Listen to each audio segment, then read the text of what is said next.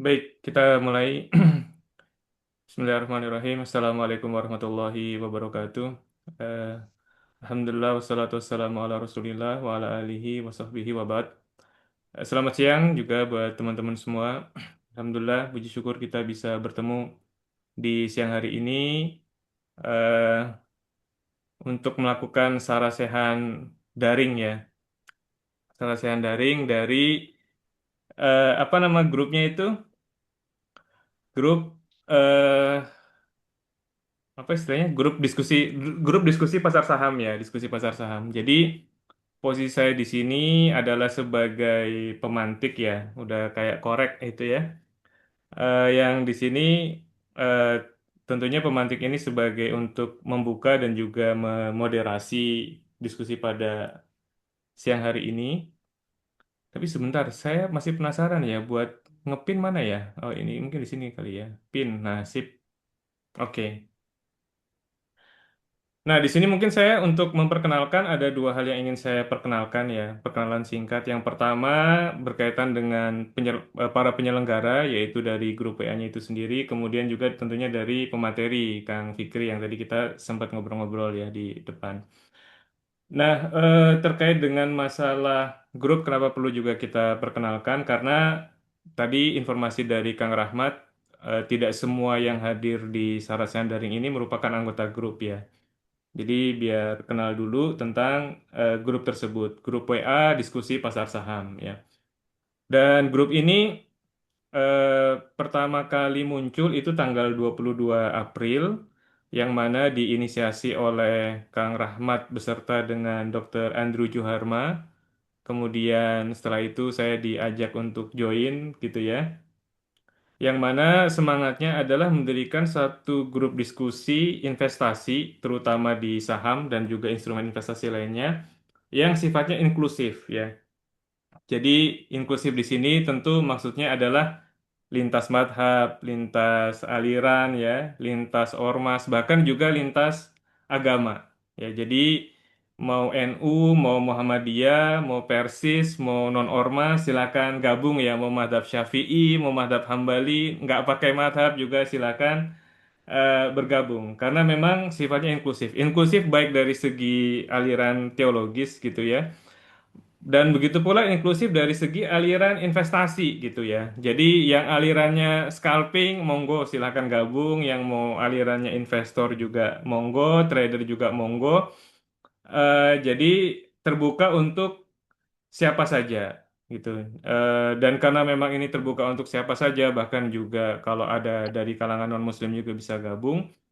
Nah, kita tahu bahwasannya banyak dari teman-teman kita itu memiliki syariah concern ya, pengen masuk ke instrumen investasi syariah yang tentunya yang sifatnya syariah compliant. Nah, di sini berarti untuk aspek syariah compliant-nya itu diserahkan ke masing-masing orang gitu ya. Makanya seperti yang nanti kalau teman-teman join di grup atau yang sudah di grup pasti tahu, di situ ada di apa namanya deskripsi grup itu disebutkan bahwasanya untuk aspek syariah compliance-nya itu silahkan dicek masing-masing. Dan tentunya untuk pengecekan itu juga mudah saja ya, di broker itu juga ada, online juga gampang gitu ya. Bisa tanya Gemini atau ChatGPT itu juga, itu mudah untuk pengen tahu apakah stok ini yang sedang dibicarakan itu merupakan syariah stok atau bukan. Nah, karena ini juga grup yang inklusif, jadi saya juga mungkin mengingatkan buat saya pribadi dan juga di sini ada para admin dan juga para member. Jadi kalau nanti kita semua bergabung, penting untuk kita sama-sama menjaga kondisivitas ya, kita sama-sama menjaga kenyamanan bersama.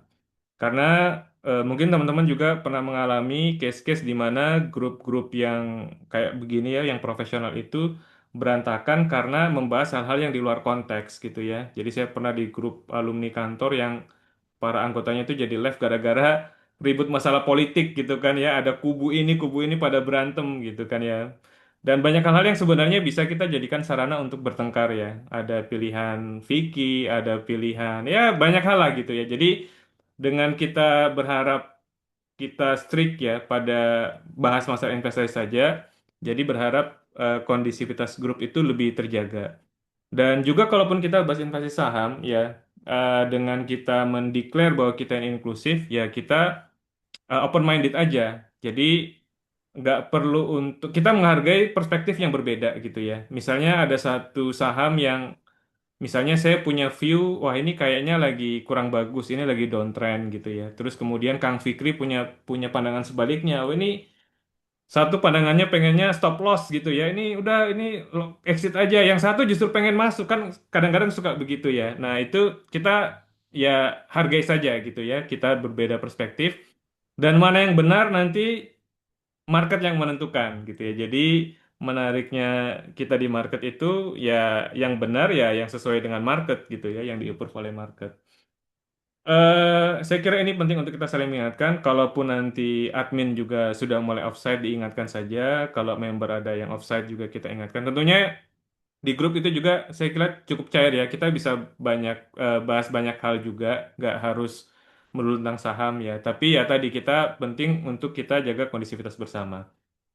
Nah, eh, mungkin sekedar ini juga informasi di awal bahwa baik di grup ataupun di peserta pada siang hari ini itu memang belum semuanya orang yang masuk di market ya. Jadi ini menjadi satu tantangan terutama buat Kang Fikri sebagai pembicara karena ini berarti ada apa ya istilahnya ada disparitas pengetahuan begitu ya. Ada yang mungkin sudah punya experience ya, ada yang belum begitu ya. Gimana cara mencari titik tengah atau middle groundnya itu yang enak seperti apa. Nah, tapi intinya buat teman-teman yang memang baru mau belajar, eh, ikutin aja kalau saran saya ya. Jadi kalau saya ilustrasikan belajar saham itu seperti belajar sepeda. Insya Allah akan bisa gitu ya. Tapi memang harus dipraktekkan karena nggak bisa orang belajar sepeda hanya sekedar teori. Nah, nanti sambil berjalannya waktu gitu ya. Nah, kita mau seahli apa main sepeda ya tergantung ya. Kita bagaimana cara mainnya, kita mau seperti apa itu tergantung kita. Eh, dan juga apalagi dengan sekarang ya banyak alat yang kalau misalnya ada satu istilah yang apa ini istilahnya apa ya? TP ini apa? Nah, itu kan sebenarnya mudah juga untuk kita cari ya. Sarannya sangat mudah via game ini ataupun ditanyakan di grup juga nggak apa-apa. Nah, itu berkaitan dengan grup ya. Ini kaitannya dengan pesan sponsor dari Kang Rahmat yang beliau berpesan sebelum masuk ke materi itu tolong diperkenalkan tentang grupnya terlebih dahulu. Dan nanti teman-teman yang hadir di sini yang belum masuk grup silahkan kalau mau masuk grup ya. Kemudian itu tadi perkenalan grup sebagai penyelenggara dan selanjutnya saya perkenalkan singkat Kang Fikri ya. Ini ringkas saja, beliau ini Masya Allah ya masih muda tapi secara pengetahuan luar biasa. Teman-teman juga yang di grup tentunya tahu bagaimana beliau memberikan insight di grup ya. Beliau ini S1 Teknik Penerbangan ITB, S2-nya di luar negeri dan juga beliau ini juga seorang konsultan terutama di sistem informasi untuk sejumlah perusahaan yang melantai di bursa. Jadi insya Allah pembicara pada siang hari ini adalah pembicara yang tepat gitu ya. Saya kira demikian mungkin dari saya sebagai pemantik di awal. Untuk selanjutnya tanpa berpanjang kalam, saya serahkan kepada Kang Fikri. Kepada beliau dipersilahkan. Ya, makasih Ustadz Adni. Dan kalau yang saya melihat ya dari 39 peserta ya minus admin dan pembicara ya itu masih kalau dari data yang terakhir yang saya dapetin itu sekitar lebih dari separuhnya itu memang belum masuk ke dalam pasar modal. Kemudian dari yang sudah masuk ke pasar modal itu alhamdulillahnya itu sebagian besar itu adalah investor gitu ya. Jadi kita di sini mayoritas bukan scalper ataupun yang lain sebagainya. Jadi mungkin kalau dengerin saya nggak terlalu culture shock gitu ya. Tapi kalau misalnya ketika kita masuk ke dalam forum dan ternyata udah masuk market semua, sebagian besar scalper mungkin kalau dengerin saya ngantuk nanti karena terbiasa dengan memantau sesuatu yang cepat gitu kan. Sedangkan kalau misalnya apa namanya ya aneh sebagai investor biasanya masuk ke dalam sesuatu yang lambat dulu gitu kan. Baru nanti yang sedikit-sedikit ada yang cepat itu no problem, tapi kita mulai dari yang lambat. Kemudian eh, kalau ini ya enaknya ketika ada yang memang belum masuk ke eh, pasar modal, kemudian ada juga yang sudah masuk, eh, seperti yang dikatakan oleh Ustadz Adni gitu ya, kita namanya masuk ke dalam pasar modal secara umum gitu ya, itu seperti naik sepeda gitu kan. Nggak bisa teori aja, harus dipraktikkan.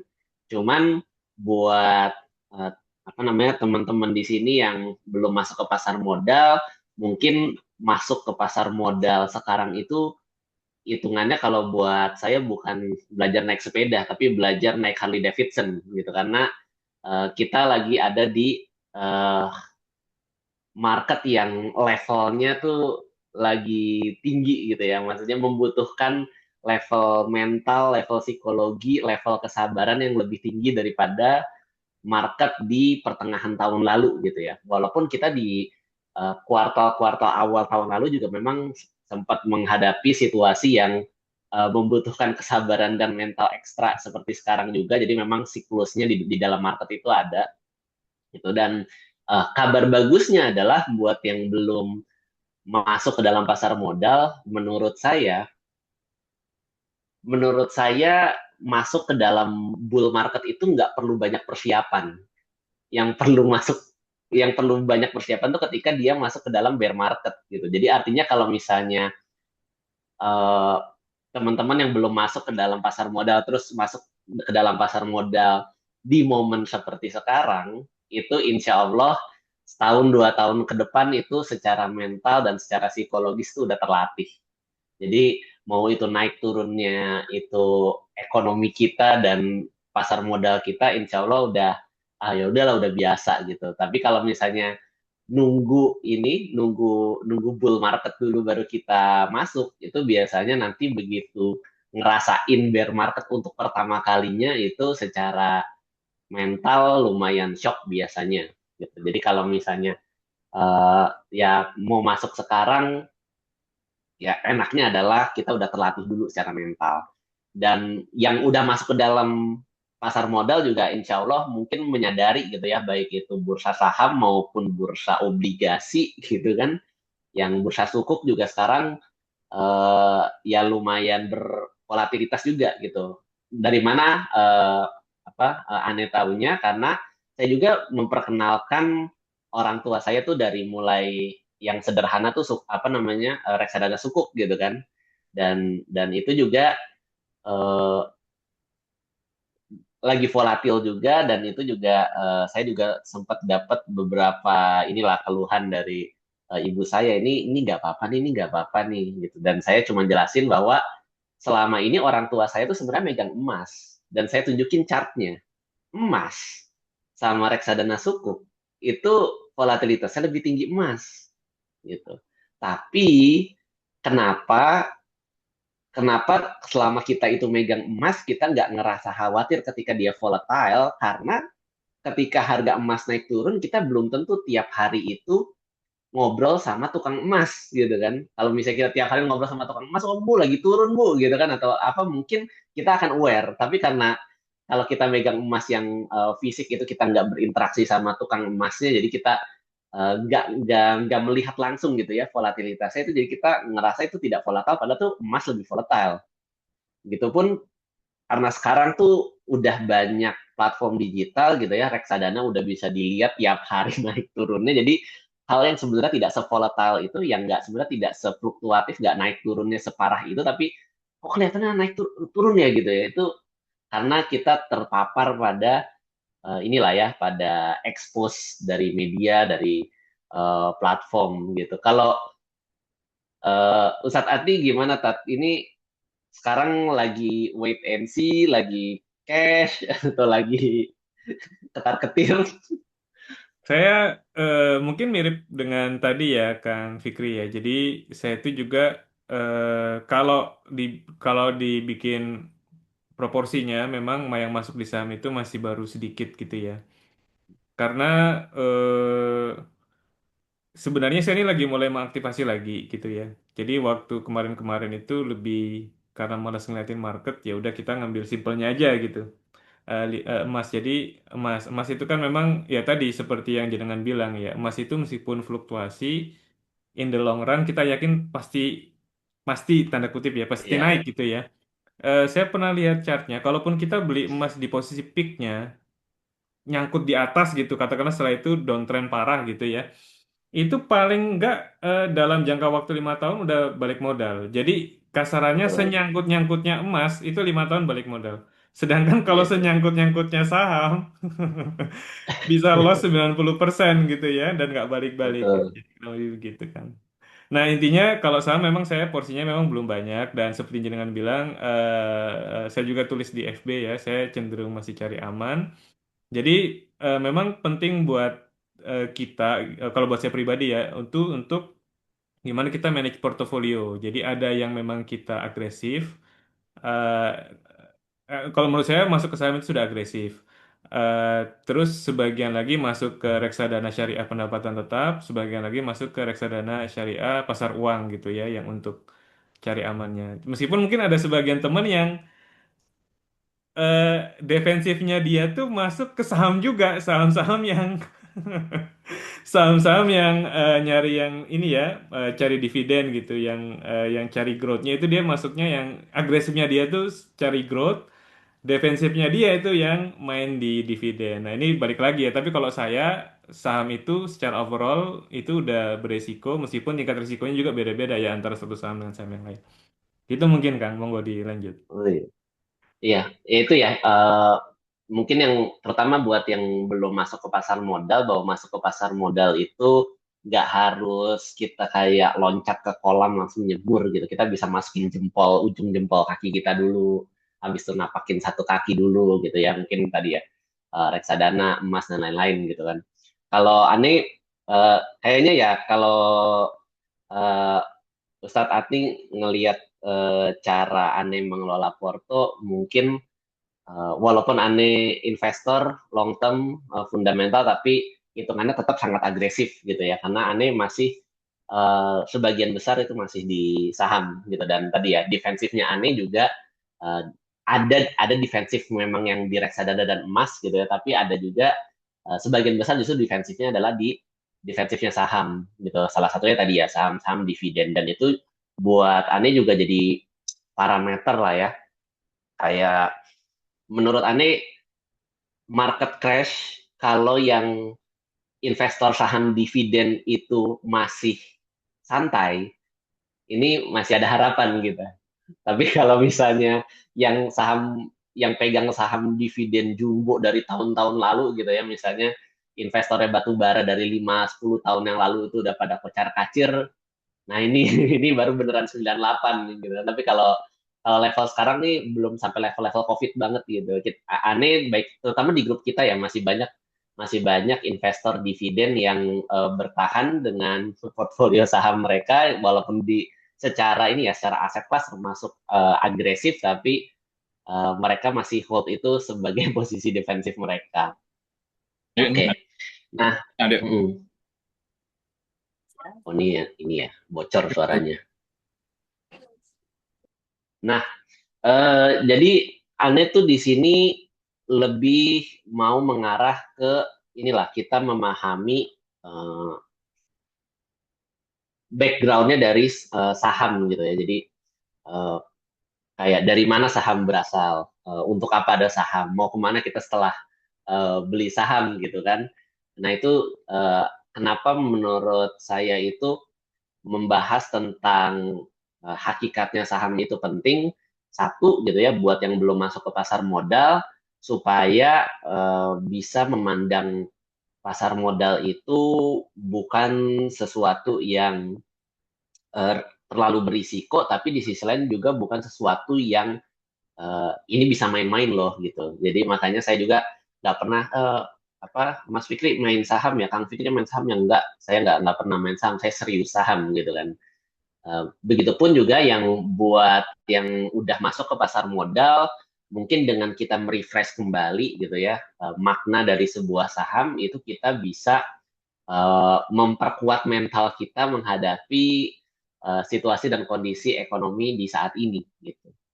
Jadi ini nanti mungkin akan ditambahkan juga sama Ustadz Raffi dari aspek syariatnya ya. Tapi intinya kan saham itu adalah kepemilikan usaha bersama gitu ya kan. Atau kalau di muamalah itu kan masuknya ke dalam syirkah gitu.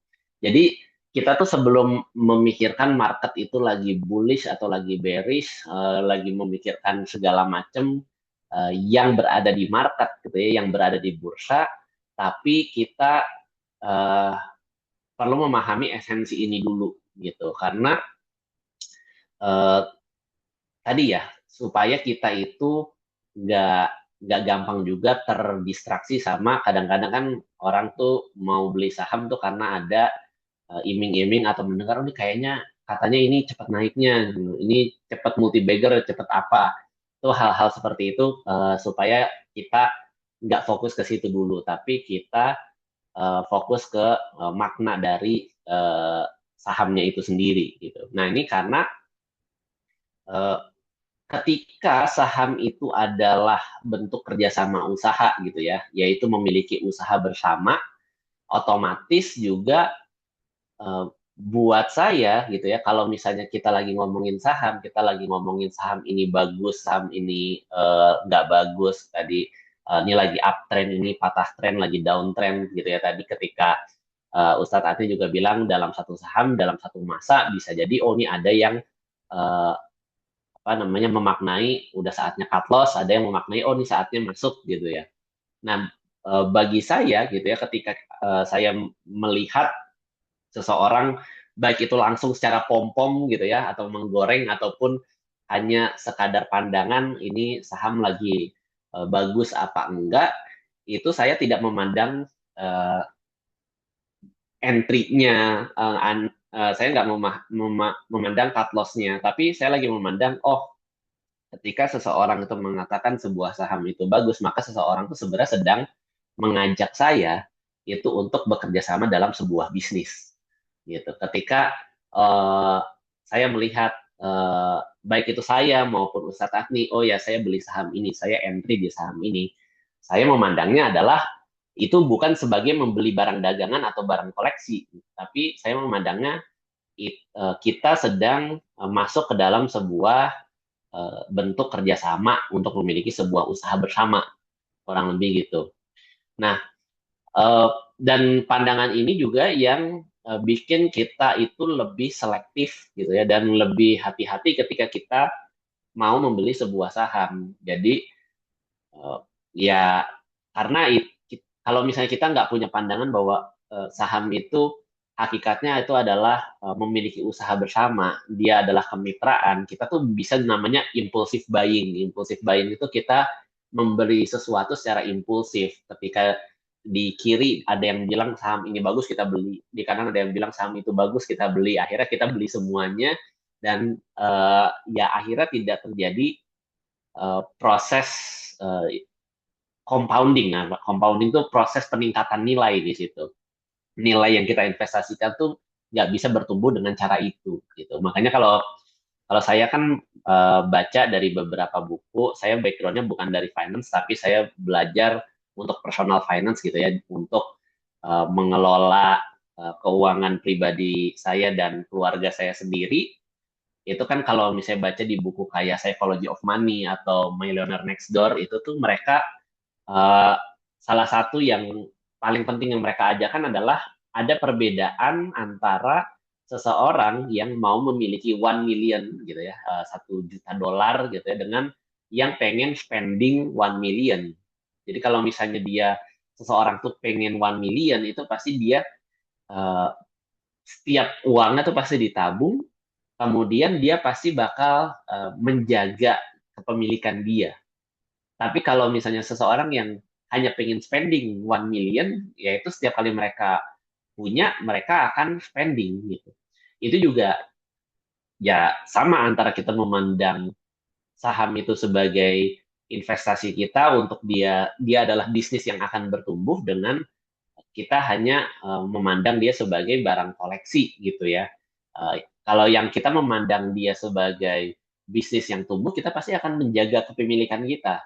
Kita pasti akan memastikan ini apakah bisnisnya itu berjalan apa enggak gitu. Kalau kalau nggak berjalan, kita akan cari bisnis yang berjalan gitu. Atau ketika dia bisnisnya masih berjalan dengan bagus, masih bertumbuh dengan baik, tapi ternyata marketnya memberi risiko tertentu, itu nggak lantas bikin kita ciut gitu kan. Oh, nih market lagi panik, tapi secara bisnis dia masih mencetak laba gitu, masih bagi dividen dan lain sebagainya. Itu pasti kita akan menjaga supaya kita nggak ikutan panik gitu. Nah, itu sesuatu yang nggak bisa kita miliki kalau misalnya kita impulsif gitu. Makanya uh, buat yang belum masuk ke pasar modal, menurut saya ini adalah dasar yang penting. Buat yang udah masuk pasar modal, melihat kondisi sekarang, silahkan dilihat sendiri gitu kan, kondisi ekonomi lagi kayak apa, gimana cara kita mempertahankan uh, tabungan kita ini, kayak gitu. Nah, jadi kalau kita punya mindset bahwa kita sedang kita punya penghasilan gitu ya, kita punya pekerjaan atau usaha sendiri gitu ya di kehidupan kita sehari-hari, kemudian kita mau menabung dalam bentuk kerjasama usaha gitu ya, yaitu membeli saham supaya usaha tersebut bertumbuh dalam jangka panjang, ya ya pasti kita uh, punya logika bahwa kita harus menjaga bisnis kita ini gitu. Jadi bukan punya bisnis itu hanya untuk dikoleksi, bukan untuk dipamerkan gitu ya, bukan buat melawan rasa bosan gitu ya. Kemudian ketika udah bosan kita melompat ke bisnis yang lain gitu kan.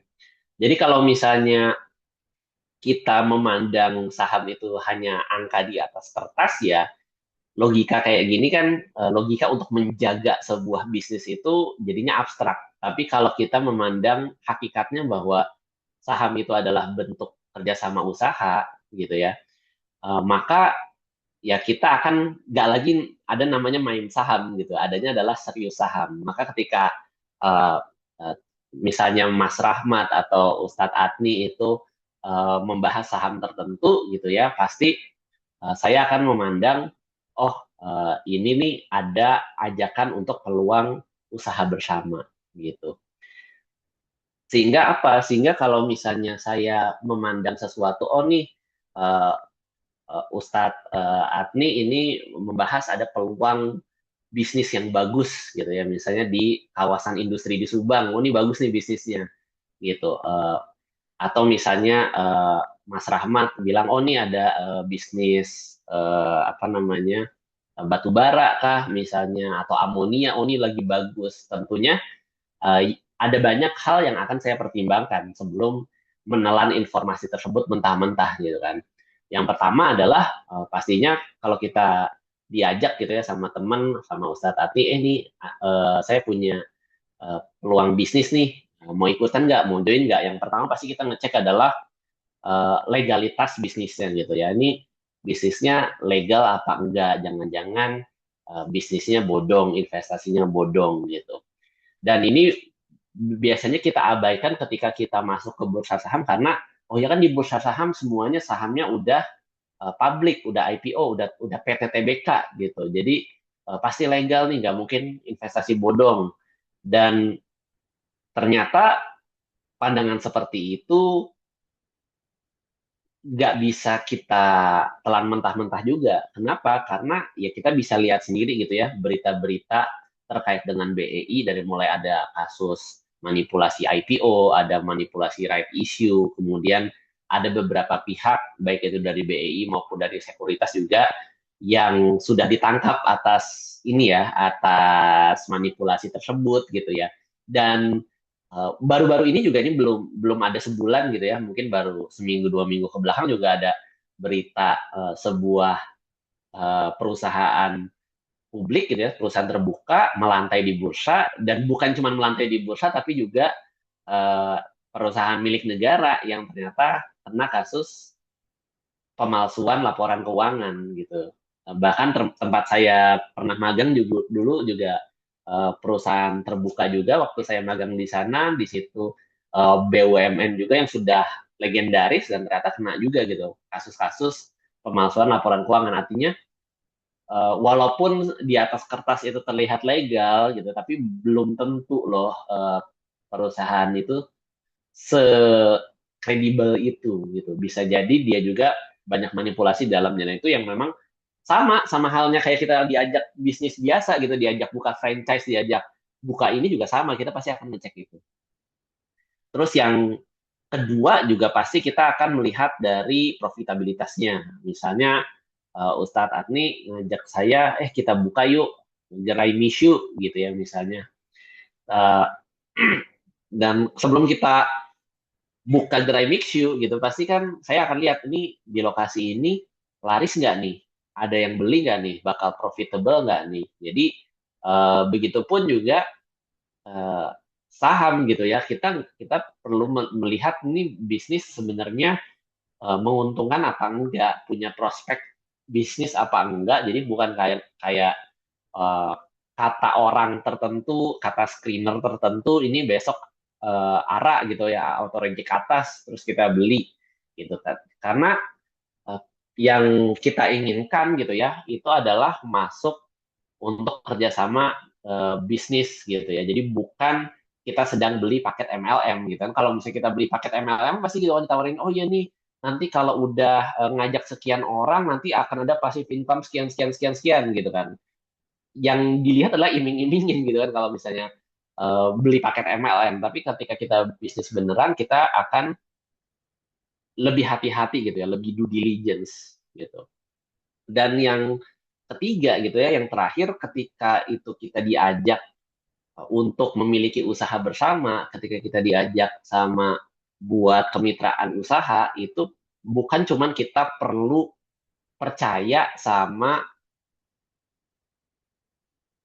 ya oke Ustaz, kita bukan cuman percaya apakah eh, manajemen perusahaannya itu bisa kita percaya, tapi kita juga perlu eh, memastikan bahwa orang yang memberi informasi kepada kita juga bisa kita percaya gitu ya. Misalnya saya gitu ya nulis nulis di grup, oh ini menurut saya perusahaan ini bagus gitu. Jadi yang kita cek bukan cuman manajemen perusahaannya tuh punya track record yang bagus, tapi ini si Kang Fikri ini orangnya bisa saya percaya apa enggak sih gitu. Karena banyak loh bisnis misalnya bisnis franchise-nya tuh sebenarnya udah secara brand udah top gitu ya.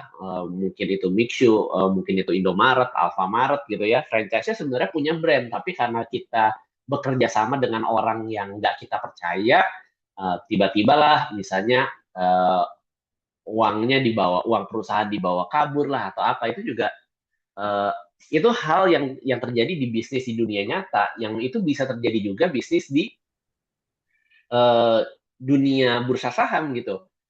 Sebuah perusahaan bisa jadi punya manajemen yang top gitu, tapi bisa jadi perusahaan tersebut pada saat itu lagi dipompom sama influencer tertentu gitu. Itu ibaratnya adalah orang yang ngajak bisnis yang bisnisnya itu legal, tapi orangnya nggak bisa kita percaya. Efeknya apa? Kita bakalan ikut beli, beli jadi pucuk, nanti habis itu dia gitu kan, dia buang sahamnya, kita tertinggal di pucuk gitu. Itu yang terjadi, belum tentu perusahaannya itu buruk gitu kan, belum tentu karena manajemen perusahaan yang salah, bisa jadi perusahaannya masih masih profitable, masih masih berjalan bisnisnya, tapi karena kita bekerja sama dengan orang yang tidak kita percaya, itulah yang terjadi gitu. Makanya ini juga yang saya suka ngobrol, saya sering banget ngobrol sama Mas Rahmat gitu ya, di Japri-Japrian bahwa iya ini nih perusahaan manajemennya bagus, tapi masalahnya ada influencer tertentu nih yang lagi ngepompom saham ini gitu kan. Tadi kalau yang ini apa tadi kita ngobrol sebelum recordingnya dimulai gitu ya, tapi tadi Mas Rahmat juga sempat nyebut, oh ini ada om ini nih yang suka yang suka ngepompom ya. Makanya ketika ketika ada om itu, oh, berarti saya nggak usah beli dulu gitu. Kenapa? Karena saya nggak percaya sama om ini, bukan karena saya nggak percaya sama manajemen perusahaan ya. Mungkin mungkin ketika om itu sudah keluar dari bisnis itu baru saya mau masuk gitu kan. Jadi itu hal-hal juga yang inilah yang penting di dinamika saham, bukan cuma bisnis yang harus bagus, tapi kita memastikan bahwa saham itu bahwa nggak ada orang yang tidak kita percaya yang lagi bermain di dalam saham tersebut gitu. Entah itulah bandarnya, entah itu influencer, entah itu siapa gitu ya. Walaupun ini bukan ini ya, ini bukan masuk ke dalam fundamental atau lebih masuk ke nextnya mungkin kalau kita mau ada ini ya tentang teori-teori yang lain ada namanya teori Wyckoff gitu ya. Jadi dia juga bukan cuma melihat perusahaan tapi melihat ada siapa di dalam situ. Nah itu juga itu uh, penting gitu ya.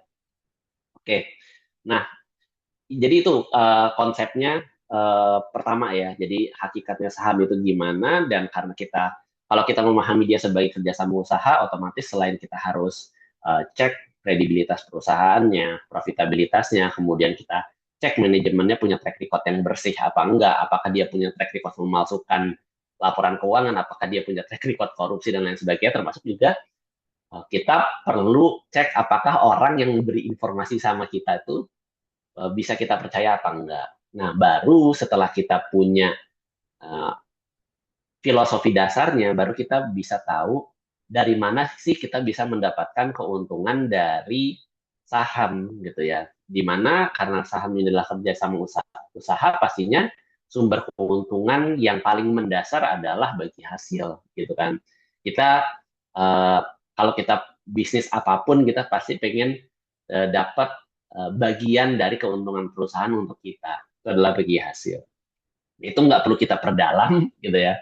Nah, kemudian yang kedua, di dalam saham itu eh, bukan hanya ada bagi hasil, tapi ada namanya yield.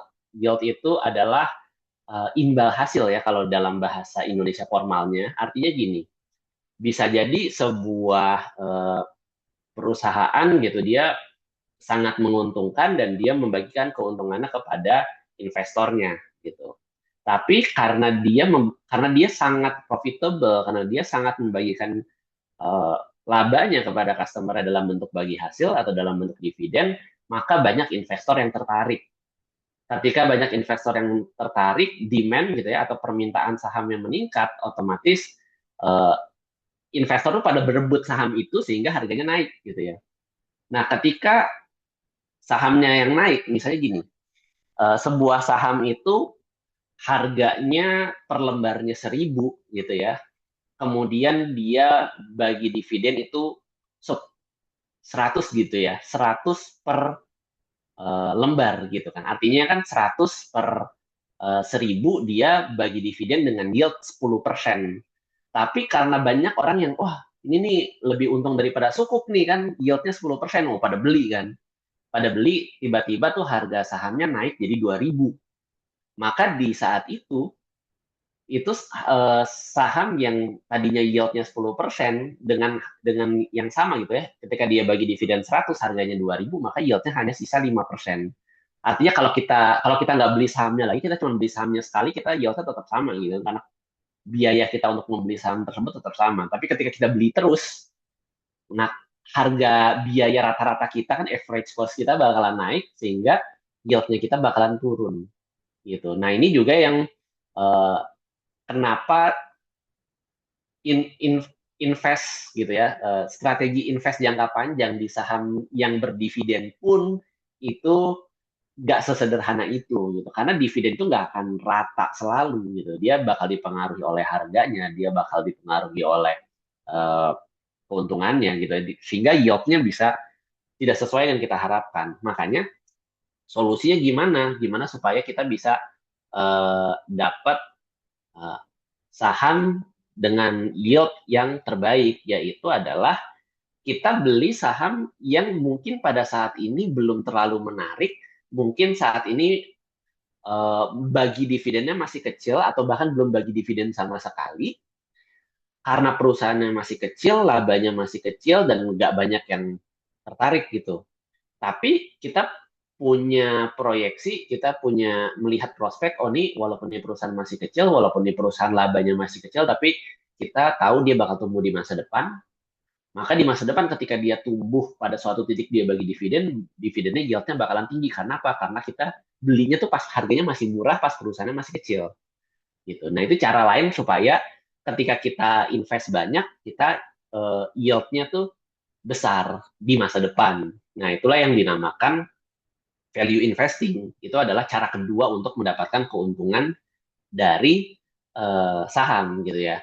Jadi kita beli ketika yieldnya masih ya beli saat perusahaannya masih kecil lah ya gitu ya. Sehingga yang kita harapkan adalah yield yang lebih besar di masa depan. Nah, tapi masalahnya nggak semua perusahaan kecil yang kita beli, nggak semua perusahaan yang labanya masih kecil yang kita beli di masa depan tuh bakal bagi dividen yang gede juga. Kita nggak bisa tahu apakah dia bakalan labanya bertumbuh terus. Hari ini, apakah hari ini tukang mie ayam di gang kita itu akan menjadi sebesar Indofood, kita nggak ada yang tahu gitu kan. Kita nggak ada yang tahu hari ini perusahaan batu bara yang cuma punya tambang 1 hektar besoknya akan punya 1.000 hektar, kita nggak ada yang tahu. Makanya kita perlu mengontrol terus gitu ya. Kita perlu melihat perkembangan dari public expose-nya, kemudian dari laporan keuangan dia beneran bertumbuh apa enggak. Ketika ternyata pertumbuhan itu tidak on track, kita cari apakah ada perusahaan lain yang punya potensi lebih besar. Nah itu sehingga kita ada opportunity di tempat lain, kita bisa berpindah ketika kita jual. eh, Syukur-syukur kalau dia ada pertumbuhan yang on track tadi ya, selama beberapa saat dia sudah ada capital gain gitu. Jadi dari sini uh, walaupun ya secara fakta ada yang banyak orang yang saya beli saham itu untuk dapat untung dari capital gain, tapi kalau nggak dapat capital gain saya dapat dividen sebagai uang tunggu. Ada yang berpendapat seperti itu dan faktanya memang banyak yang melakukan seperti itu. Walaupun itu bisa secara teknis dilakukan, tapi kalau kita kembali ke hakikat dari sahamnya itu sendiri, itu adalah proses berpikir yang kebalik gitu ya, yang mundur. Kalau kita berpikirnya itu adalah yang inline sama hakikat dari saham, justru adalah ya kita mengharapkan bagi hasil yang lebih besar di masa depan, tapi ternyata bagi hasil yang diharapkan atau laba yang kita harapkan itu nggak muncul, kita pindah, kita mendapatkan capital gain. Capital gain itu adalah uang tunggu kita karena kita nungguin dia tumbuh tapi ternyata nggak sesuai ekspektasi kita. Gitu. Jadi secara teknis kelihatannya sama, tapi secara filosofi berbeda. Nah, baru ada cara yang terakhir untuk untung dari saham, tapi ini belum applicable buat saya, mungkin belum applicable juga buat Ustadz Ati, mungkin belum applicable uh, di antara kita di sini, ya, di antara 43 orang di Zoom ini, tapi di masa depan ada kemungkinan bisa applicable. Yaitu ada namanya, gini, kan kalau saham itu kita memiliki bisnis bersama. Kemudian kalau pertama kita mengharapkan bagi hasil, oke ada dividen. Kedua mungkin kita mengharapkan supaya oh nggak apa-apa deh nggak bagi hasil dulu sekarang atau nggak apa-apa bagi hasilnya kecil-kecilan aja tapi kita buka cabang banyak supaya perusahaannya bertumbuh. Jadilah value investing. Tapi bisa jadi juga oh ini ternyata pertumbuhannya tidak sesuai ekspektasi, tapi daripada kita tutup usahanya terus kita buka usaha yang lain lagi, mungkin sebagai pemilik usaha kita bisa ngasih masukan gitu ya. Oh nih ternyata menurut saya labanya tuh tidak tumbuh sesuai dengan ekspektasi karena ada alokasi modal yang salah, mungkin ada tata kelola yang salah, mungkin itu bisa kita sebagai pemegang saham, sebagai pemilik usaha ini saya mengusulkan supaya kita mengelola modal seperti ini, supaya kita memiliki tata kelola seperti itu. Nah, apakah bisa? Bisa gitu ya. Karena setiap saham yang kita pegang itu punya voting rights atau punya hak voting. Dan itu bisa kita manfaatkan untuk ngasih masukan apapun ke dalam manajemen si perusahaan itu sendiri gitu. Uh, itu adalah cara ketiga gitu ya. Kalau kita tidak bisa dapetin sesuatu sesuai ekspektasi kita, kita nggak bisa dapetin dividen yang cukup, kita bisa katakan, kita bisa suarakan kepada manajemen, kita mau dividen lebih besar, misalnya seperti itu atau dan lain sebagainya. Itu yang aliran yang ketiga gitu ya, namanya adalah activist investing gitu ya. Ini tokoh-tokoh besar tuh banyak yang masuknya ke aliran activist investing ini, misalnya kayak Warren Buffett sama Charlie Munger. Itu kan mereka di Berkshire Hathaway, mereka jarang beli perusahaan tuh cuman slot-slot gitu, mereka biasanya beli perusahaan, mereka sudah memperhitungkan kita butuh voting power berapa nih. Kayak terakhir tuh Berkshire beli saham di namanya ada Occidental Petroleum, itu perusahaan perminyakan. dia beli nggak 100%, tapi dia beli secukupnya untuk dapat voting power. Ketika dapat voting power, oke, dia memutuskan kita sebaiknya divestasi saham ini, sebaiknya kita spin off ini dan lain sebagainya. Itu aktivis investing. Kemudian ada juga investor-investor kayak ini ya, Bill Ackman itu juga aktivis investor. Dia aktivis investornya Uber. Jadi dia beli saham Uber, nggak selot-selot, tapi nggak 100% juga, tapi dia beli secukupnya untuk dia dapat voting power di Uber. Maka dia bisa menjadi penasihatnya Uber. Itu namanya Bill Ackman. Sama juga ini salah satu investor kesukaannya Mas Rahmat, Michael Burry. Michael Burry mungkin dikenalnya adalah untuk dia shorting krisis finansial 2008, tapi sebenarnya sebelum itu dia invest di beberapa perusahaan lokal di Meksiko, pokoknya di negara-negara kecil itu supaya dia bisa dapat voting power. Jadi itu cara ketiga dan itu juga yang menjadi cita-cita saya lah. Mungkin cita-cita saat ini dalam jangka pendek saya pengen hidup dari pasif income dari dividen. Oke, itu cita-cita level satu. Cita-cita level 2 saya pengen jadi mungkin di antara saham yang sudah saya miliki saya pengen punya voting power, entah itu jadi komisaris independen sehingga saya bisa Amin. ngasih masukan juga. Amin. Nah, gitu sih Tat. Jadi dari mulai filosofi hakikat saham itu apa, kemudian uh, saya kasih lah 3 cara untuk cuan dari saham gitu ya, dari bagi hasil yang pertama, dan yang kedua itu adalah dari uh, nilai di masa depan gitu ya, atau bagi hasil di masa depan itu adalah value, dan yang ketiga adalah dengan cara menjalankan bisnis itu sendiri dari dalam, yaitu adalah si aktivis investing gitu Tat. Siap. Terima kasih, Kang Fikri. Loh, kok jadi hilang ya sebentar? Jenengan kok jadi hilang nih? Pinnya putus ya, cabut pinnya Sebentar. Kalau bikin double itu gimana ya? kanan kiri ya, Kanan adminnya kiri. mungkin yang paham. Iya, ini soalnya pakai Zoom tapi jarang di oprek-oprek ya kayak gini. Sebentar ya. Monggo mungkin ada yang bisa ngasih masukan cara menampilkan kanan kiri ini gimana biar muncul kayak dialog gitu ya. Bukan double pin ya. Saya pikir tadi double pin. Enggak ya. Kalau gini, ini saya yang muncul jadinya. Baik, gak apa-apa, jangan aja yang muncul. Kita masuk ke sesi tanya jawab ya. Dan tadi mungkin saya coba summary, tadi udah di summary juga di terakhir ya. Sebenarnya kalau boleh dibilang, mindset beliau ini berarti memang mindsetnya adalah mindset long term ya. Jadi kalau buat Betul, trader-trader, apalagi scalper itu mikir dulu karena ini udah beda mindset. Ini mindset long term di mana posisinya adalah sebagai posisi kemitraan atau business owner. Jadi beliau tadi untuk sebagai business owner tentunya concernnya di apa gitu ya. Sahamnya ini yang kita beli harus kita tahu gimana gimana bisnisnya itu berjalan. Dan juga yang kedua juga tadi beliau ingatkan juga siapa. Siapa ini juga bukan hanya kaitannya dengan manajemen tapi juga yang berkaitan juga dengan apa namanya perusahaan tersebut termasuk juga tukang pom-pomnya siapa, influencernya siapa gitu betul, ya.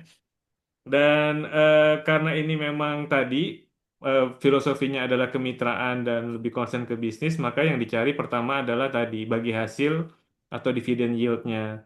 Kalaupun kita mencari growth stock, maka juga dalam konteks itu gitu ya, dalam konteks kita berharap oke lah sekarang belum dapat dividen, tapi kita berharap nanti akan kita dapat dividen yang lebih tinggi. Kemudian yang ketiga baru masih dalam konteks dividen juga, gimana bisa menjadi punya power gitu ya untuk kelas-kelas kakap yang ini duitnya udah nggak main-main ya. Kalau kelas Warren Buffett, Munger itu tentunya dana besar supaya bisa dapat voting power. Itu tadi yang disampaikan oleh Kang Fikri. Nah, jadi betul, oke, selanjutnya kita masuk ke tanya jawab dan ini mungkin masih relevan tapi karena mungkin polling untuk pertanyaan ini di awal jadi ada beberapa yang mungkin agak random ya. Saya coba sesuai dengan urutan dari atas tapi ada beberapa yang saya lompat karena kelihatannya mungkin relevan untuk sebagai informasi di awal ya. Jadi yang pertama ini dari Kang Ifal Abu Muhammad, beliau menanyakan tentang rekomendasi channel belajar saham di YouTube. Ini pertanyaan yang gampang dulu ya. Dan ini Kalau ini mungkin saya jawab aja, bisa lihat saham saham dari nol ya. Saham dari nol itu subscribernya jutaan ya. Jadi memang satu channel YouTube yang banyak subscribernya. Di situ dia menjelaskan cukup mudah gitu ya. Saya sendiri juga buat keluarga saya suruh belajar dari situ gitu. Nah itu jawaban buat Kang Ival. Kemudian kita dari awal ya. Ini dari Kang Arya, bagaimana memilih dari sekian banyak saham yang paling bagus dari perspektif value investing? Silakan Kang, mungkin bisa ringkas-ringkas karena pertanyaannya banyak ya. Betul. Oke, ini kalau saya mengambil prinsip dari inilah ya, dari mbah-mbahnya investing gitu ya, dari Warren Buffett, dari Charlie Munger, dari Philip Fisher, sama dari Peter Lynch. Peter Lynch ini yang bisa dibilang secara bahasanya itu paling mudah dicerna oleh orang awam. Biasanya kita mulai itu dari namanya circle of competence. Jadi dari apa yang kita sudah pahami. Dan biasanya nih, kalau kita dalam kehidupan sehari-hari, apa yang sudah kita pahami itu antara dua. Jadi yang pertama itu adalah pekerjaan kita atau profesi kita, dan yang kedua itu adalah dari apa yang kita konsumsi sehari-hari atau jasa apa yang kita gunakan sehari-hari. Misalnya kalau misalnya kita kerja di bidang pertambangan, otomatis saham yang paling bagus buat kita adalah saham pertambangan. Kalau kita eh, kerja di sektor ini ya, misalnya keuangan gitu, otomatis saham yang terbaik dari kita buat kita itu adalah adanya di poolnya keuangan. Nah, ini saya pribadi, saham pertama saya adalah cara cara saya pertama kali banget itu milih saham itu saya tuh bikin list apa saja sih produk-produk yang paling saya suka. Yang saking saya sukanya tuh saya selalu menyarankan produk itu ke orang lain. Ini produk bagus banget nih, lu harus coba. Nah, itu saya list tuh. Saya bikin dapat sekian list, nggak nyampe 10 lah. Mungkin 5 sampai 10 list itu. Kemudian dari situ saya cek di antara 10 ini mana yang kalau besok terjadi krisis kayak 98 lagi gitu ya atau kayak Covid terjadi lagi gitu ya.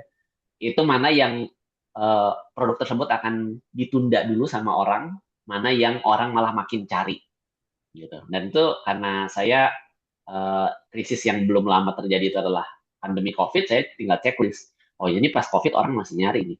Oh ini pas COVID orang nggak nyari, bukan karena produknya jelek, tapi karena nanti dulu, karena tidak sepenting itu ternyata gitu. Dari situ saya beli saham pertama saya. Saya beli saham yang produknya saya konsumsi minimal seminggu sekali gitu ya. Kemudian eh, saya cek bahwa saya pastikan bahwa kalau misalnya nanti terjadi krisis dia pasti tetap dibutuhkan, dan yang ketiga adalah ya saya cek secara fundamental gitu ya, terutama secara value gitu ya, apakah dia kemahalan atau dia undervalued. Nah tapi itu ini bakalan panjang banget. Begitu pula istri saya gitu ya, istri saya portonya lebih bagus daripada saya performanya. Apa yang dia beli dia cuma antara dua. Pertama, dia dia kerja di market gitu ya, tapi marketnya bukan bursa saham Indonesia ya. Waktu itu dia kerjanya tuh di Brothers Land Market gitu ya, itu di Jakarta Pusat. Gitu. Kebetulan si Brothers Land Market ini itu dia sahamnya go public. Jadi salah satu saham pertama yang dia beli adalah saham perusahaan tersebut karena tempat dia kerja adalah di situ. Terus yang kedua adalah setiap kali kita belanja bulanan, itu kita ngelihat bukan cuma komposisi belanjaan kita, tapi kita ngelihat PP-nya apa. Dari situ kita ngelihat, oh ternyata ada beberapa perusahaan, simpelnya kalau Peter Lynch, cari aja perusahaan yang udah produknya bagus atau dekat dengan kehidupan kita, dan dia nggak punya utang. Itu udah paling gampang banget. Nah itu salah satu top performer, ya beberapa top performer dari saham-saham kami itu dari situ. Oke, Gitu kan. ini menarik ya. Istrinya portofolionya malah lebih bagus ya. Nah Iya, ini lebih bagus, Tat. ini kalau senior saya tuh ada, tapi kalau dia mungkin pendekatannya lebih ke trading ya. Cuma dia bilang istrinya tuh cuannya lebih banyak. Kenapa? Karena kalau perempuan itu cenderung lebih hot kalau nawar. Jadi kan kalau laki-laki itu kan main haka-haka aja ya, main beli-beli aja di Iya, offer gitu. Kalau kalau perempuan kan enggak, maunya nunggunya di bid gitu. Dan iya akibatnya dia betul. dapat average price yang lebih baik sehingga performanya lebih oke. Baik, kita masuk ke pertanyaan berikutnya. Ini dari owner gitu ya, dari founder group. Dr. Juharma. Beliau menanyakan berapa besar dividen payout ratio yang ideal sehingga investor itu dapat lumayan, tapi juga perusahaan tetap punya sisa laba yang masih baik untuk diputar sebagai modal pengembangan usahanya. Karena kita tahu ya kalau perusahaan-perusahaan yang dividen payout ratio-nya cukup tinggi itu biasanya perusahaannya sudah cukup mature ya. Jadi untuk growth-nya itu ruangnya udah lebih sempit. Sedangkan ya kebalikannya gitu ya. Ini bagaimana jenengan melihat ini? Ya, terima kasih Pak Dokter. Jadi awal kali saya itu invest di saham itu biasanya saya pilih yang payout ratio-nya di bawah 50% gitu ya. Eh, ada beberapa saham yang payout ratio-nya di atas 50% tapi jarang, paling cuma satu dua aja. Jadi logika pertama saya itu sama seperti itu. Ya kalau misalnya payout ratio-nya gede nanti nggak punya uang buat ngembangin usahanya dong kan kayak gitu. Awalnya begitu. Tapi seiring berjalannya waktu, saya sekarang jadi agnostik sama payout ratio kecuali memang di atas 100% ya. Kalau di atas 100% biasanya saya sangat hati-hati, tapi even misalnya 99,5% itu saya masih bisa terima karena saya akhirnya menemukan bahwa ada beberapa perusahaan yang dia payout ratio-nya itu besar, itu bukan karena dia mature, bukan karena dia nggak bisa berkembang lagi, bukan karena dia nggak tahu duitnya mau diapain, tapi dia payout ratio-nya besar karena memang bisnisnya sama sekali nggak butuh uang sebanyak itu buat berkembang. Bahwa dengan memutar uang yang ada di dalam operasional perusahaannya aja, ternyata dia udah pertumbuhan labanya cepat gitu.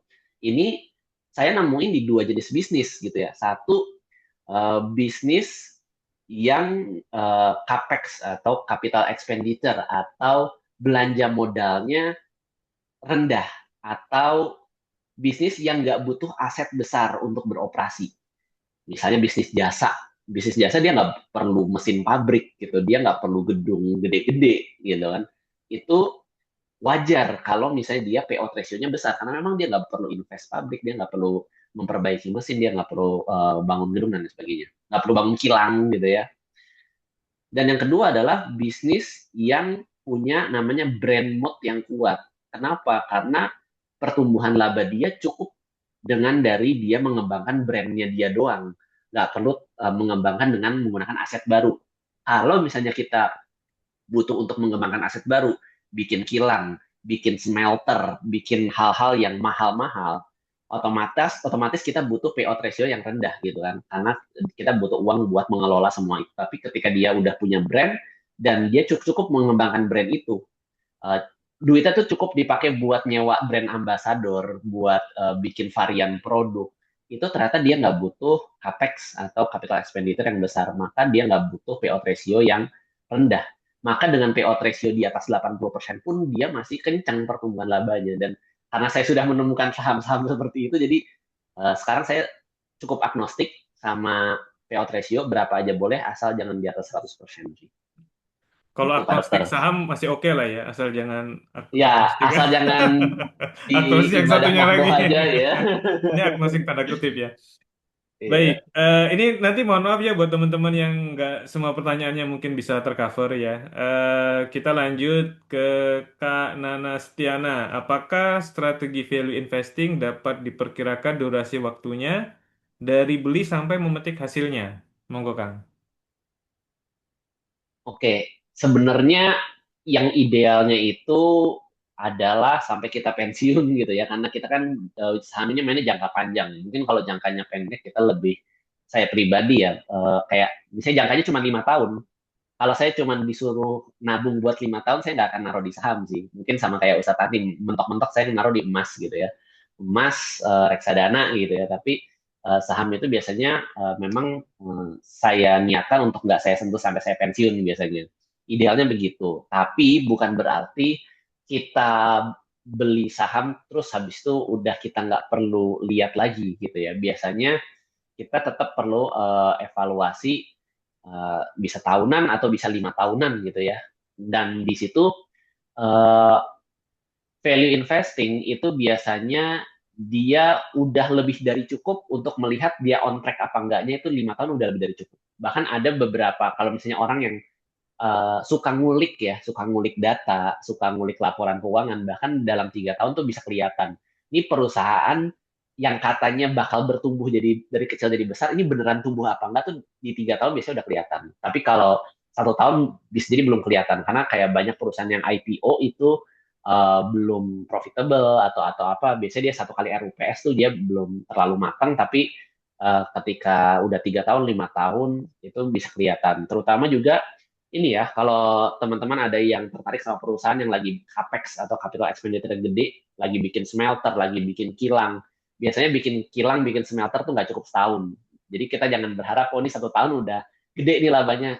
Enggak sih, biasanya eh, biasanya mungkin 3 sampai 5 tahun sampai dia pembangunan selesai, sampai smelternya ataupun kilangnya beroperasi, baru mungkin tahun depannya dia bisa dapat lonjakan laba kayak gitu. Itu juga eh, ada saham yang menarik itu beberapa waktu lalu itu perusahaan roti gitu ya. Jadi dia jualan roti, dia dari zaman COVID sampai 2025, 5 tahun dia tuh fokus untuk capex, fokus untuk akuisisi pabrik, bangun pabrik. Dan itu selama 5 tahun itu bisa dibilang acak adut labanya. Tapi begitu tahun ke-6 di 2026, setahun setelah semua capex selesai, begitu capex hilang, dia udah nggak perlu maintain pabrik lagi, udah tinggal mengoperasikan, itu terjadi lonjakan dividen. Jadi dividennya gede banget di tahun ini. Itu ada satu contoh saham kayak gitu. Gitu, Stan. Siap.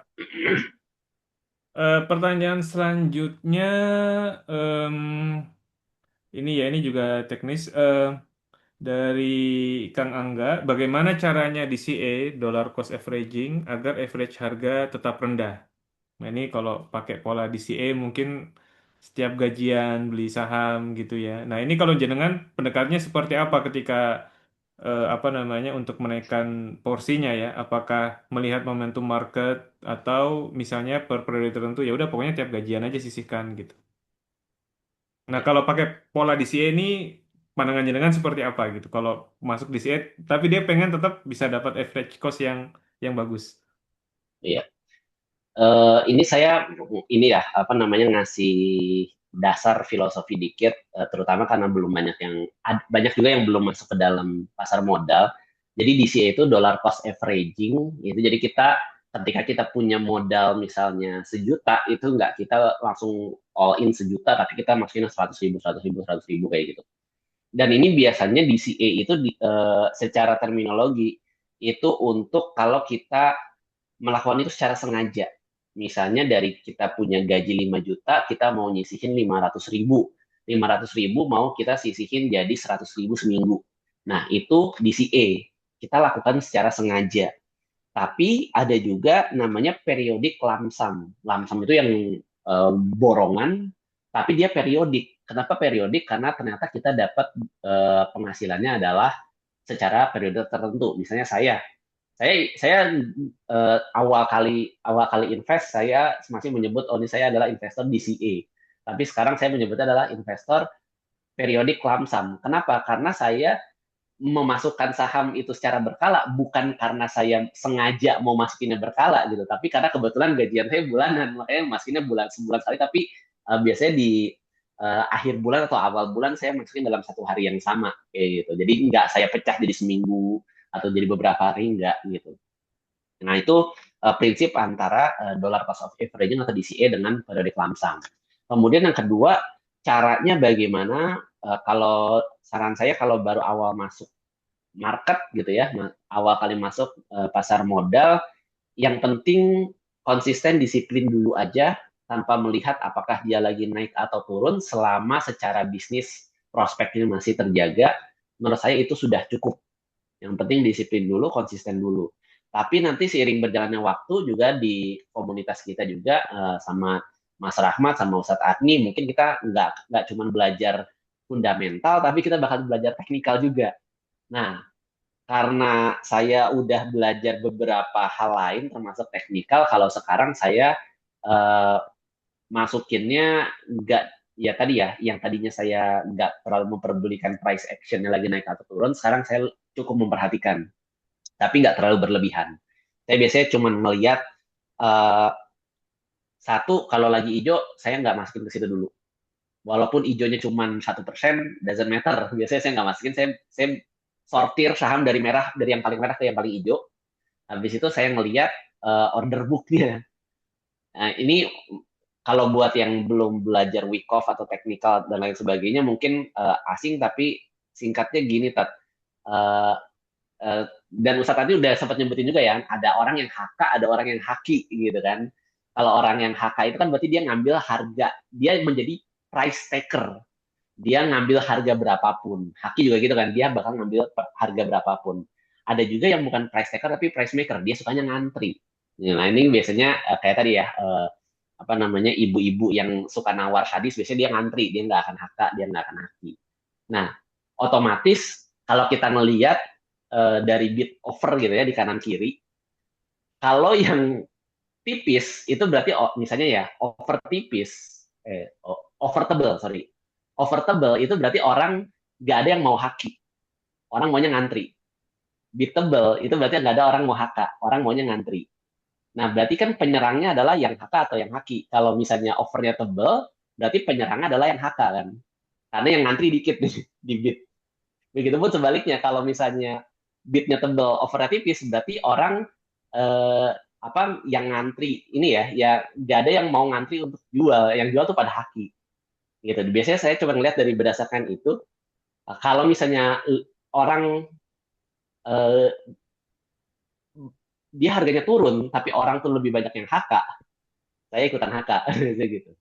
Ataupun saya ngantri tapi saya ngantri di antrian atas biasanya gitu. Tapi kalau misalnya turun dan ternyata memang banyak orang tuh nggak mau HK gitu ya, orang mau yang ngantri aja, saya ngapain HK, lo nanti antriannya bakal kejebak juga, biasanya kayak gitu. Tapi itu inilah ya, menurut saya masih perlu belajar lebih dalam gitu ya, tentang technical order book dan lain sebagainya. Tapi kalau menurut saya setahun pertama lah at least, yang penting disiplin aja dulu kayak gitu. Oke, baik. Jadi intinya tadi mungkin ya, Kak, jalanin dulu ya, jalanin dulu Jalanin dulu aja. dan nanti memang trading ini atau investasi ini merupakan satu journey ya. Jadi teman-teman harus Iya, ngalami sendiri. Cuma memang buat yang baru mau masuk, jangan masuk dengan uang besar. Jadi biar dapat iya, rasakan dulu, oh kalau loss tuh begini. Sebenarnya kalau kalau udah masuk ke emas ya, itu sebenarnya udah agak-agak mirip sih. Wah, lagi turun nih emas gitu. Kurang lebih seperti sebenarnya mirip.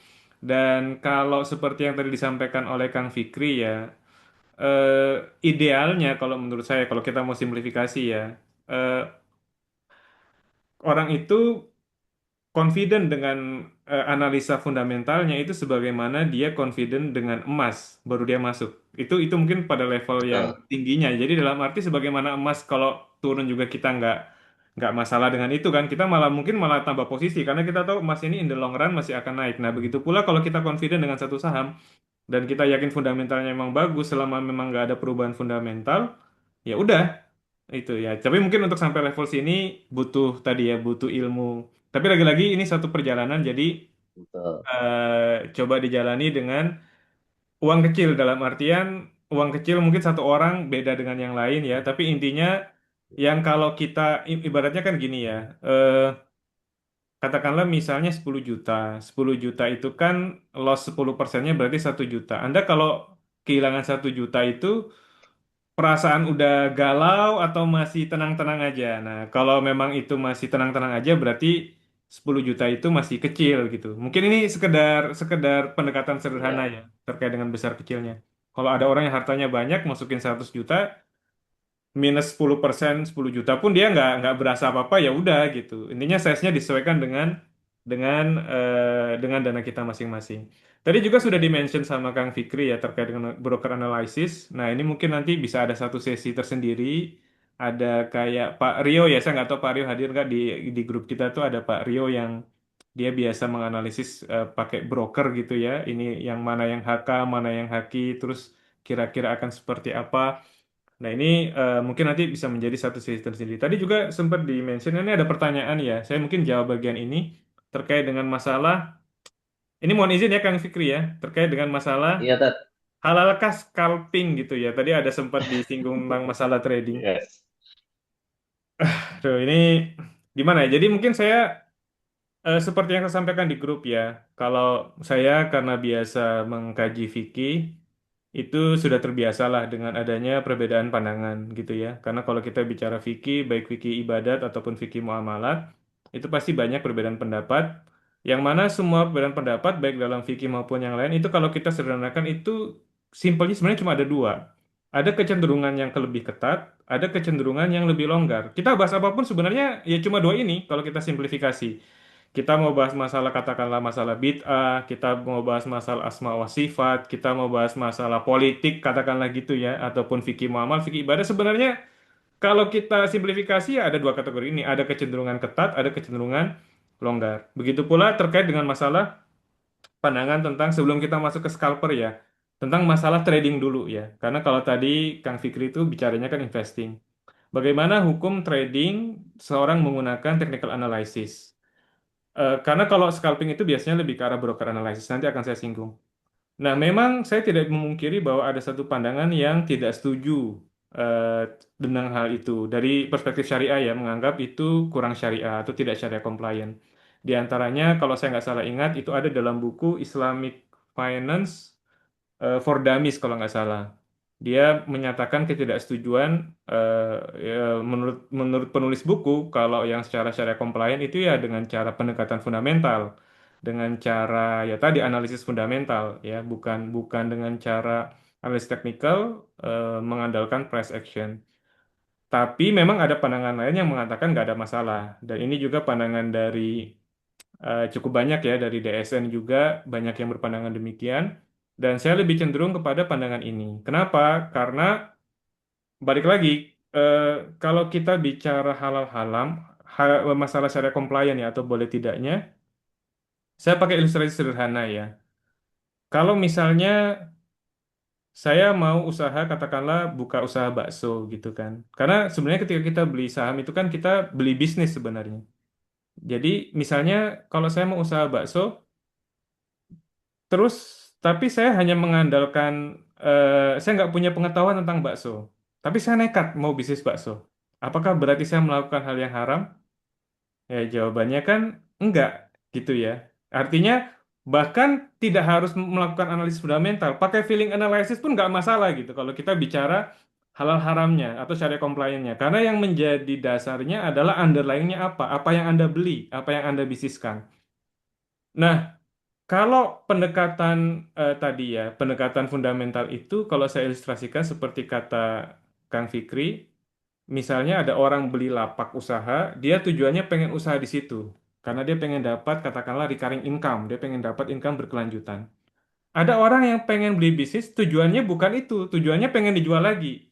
Karena dia tahu, wah ini tempat bisnisnya kayaknya laris nih eh, apa namanya, ya udah saya beli sekarang dengan harapan beberapa waktu kemudian akan naik banyak peminatnya dan saya jual lagi. Jadi nggak ada tujuannya bukan keterikatan ownership dengan bisnis tersebut, tapi lebih ke arah karena ini menarik nanti akan saya jual lagi gitu ya. Jadi ini adalah satu mindset yang berbeda, tapi kalau dari segi syariah compliant ya kalau menurut saya masih oke harusnya nggak ada masalah gitu ya. Eh, jadi kalau pendekatan fundamental itu kan lebih ke arah long term. Nah, pendekatan fundamental yang tadi saya katakan yang mengkritik teknikal itu mengatakan bahwasanya kalau kalau long term oke, kalau teknikal kalau short term nggak oke. Nah, ini kan menurut saya kurang pas. Misalnya saya beli satu lapak pagi hari dengan tujuan tadi karena saya melihat "Wih, ini kawasan ini rame nih, kayaknya bakal naik nih harga." Ternyata begitu saya beli di pagi hari dan sudah sah saya menjadi pemilik lapak tersebut, tiba-tiba sore hari ada yang mau beli dua kali lipat. Yang ngapain harus ditunggu minggu depan, ngapain harus ditunggu tahun depan gitu ya. Kalau mau lepas, lepas aja. Jadi kata kuncinya adalah terkait dengan masalah penguasaan atau kepemilikan terhadap barang. Selama barang tersebut sudah sah menjadi milik kita, sudah sah dalam penguasaan kita, maka kita sah untuk memperjualbelikan barang tersebut. Ini nanti katanya ada dengan scalper.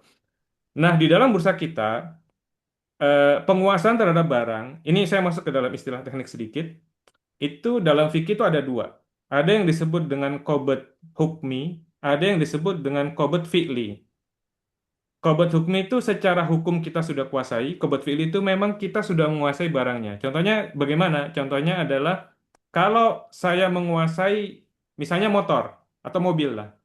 Mobil itu adalah qobot fi'linya adalah saya menguasai mobilnya, fisiknya mobilnya itu sendiri. Kalau qobot hukmi itu saya menguasai BPKB-nya. Ya, jadi BPKB itu kan bukan mobilnya, tapi itu dokumen atas atas mobil. Jadi kalau saya sudah pegang BPKB-nya, berarti saya sudah bisa dikatakan qobot hukmi terhadap mobil tersebut. Nah, kaitannya dengan trading atau scalping, di dalam bursa kita, eh, settlement itu T plus 2. Jadi kalau udah T plus 2, itu berarti kita sudah qobot fi'li terhadap barang tersebut. Qobot hukminya gimana? Qobot hukminya adalah pada saat sore hari kita mendapatkan bukti kepemilikan atas saham. Iya kan, dari broker kan biasa ngirim, Anda telah melakukan transaksi pembelian saham ini sebesar sekian lot, gitu ya. Itu menjadi dokumen kepemilikan. Jadi kalau kaitannya dengan daily trading, sebenarnya misalnya saya beli sore hari, saya jual pagi hari, atau saya beli hari ini, saya jual besok, itu sebenarnya kalau dalam pandangan saya secara qobot hukmi sudah terjadi.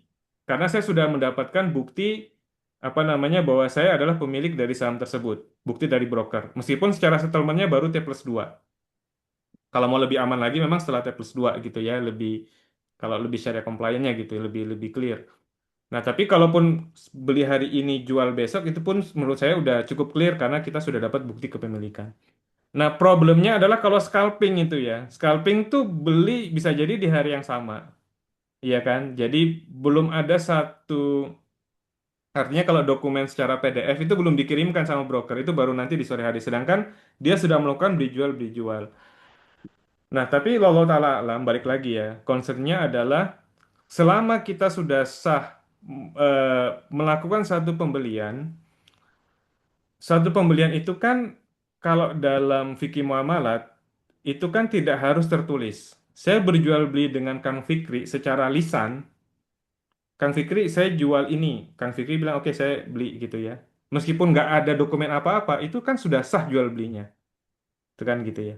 Nah, kalau di dalam era sekarang ini, transaksinya memang tidak secara lisan, tapi melalui online trading system.